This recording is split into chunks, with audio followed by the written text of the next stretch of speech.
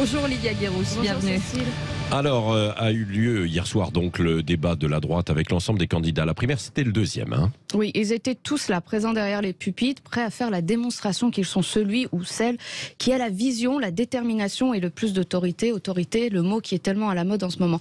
Pourtant, que d'ennui devant ce théâtre. Et je ne pouvais pas m'empêcher de penser que les trains sont passés. Et les LR les ont regardés passer dans une forme d'arrogance et d'assurance qui les a mis de plus en plus à l'écart du peuple. Le train de l'immigration, celui de Schengen, de la souveraineté, du voile, de l'islamisme, le train de la Sistana, leurs querelles internes, leur division idéologique ont permis à la famille Le Pen, au sens large, et à Éric Zemmour aujourd'hui, de paraître comme le seul à parler vrai et à vivre dans le monde réel. Oui, du coup, vous voulez dire que c'est trop tard pour les LR ?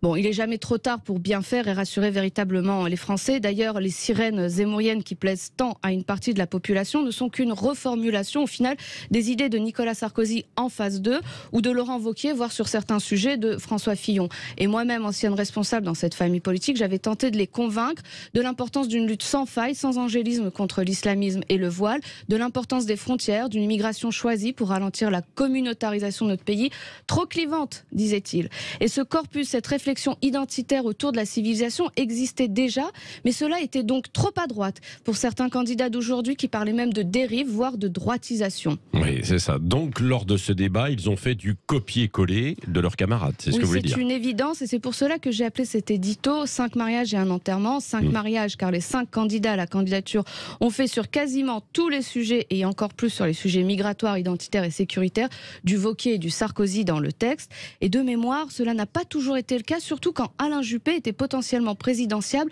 avec un discours de centre-gauche.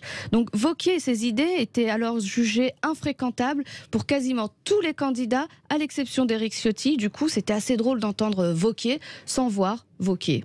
Mais du coup, qui a été enterré, Lydia Guérousse ? Malheureusement, c'est LR dans sa forme actuelle. Quelle peut être la crédibilité d'une forme de débat primaire où l'on rabat 2 candidats qui étaient sortis volontairement du parti à cause de la droitisation de Laurent Wauquiez et qui au final font la même chose que lui, voire vont plus à droite?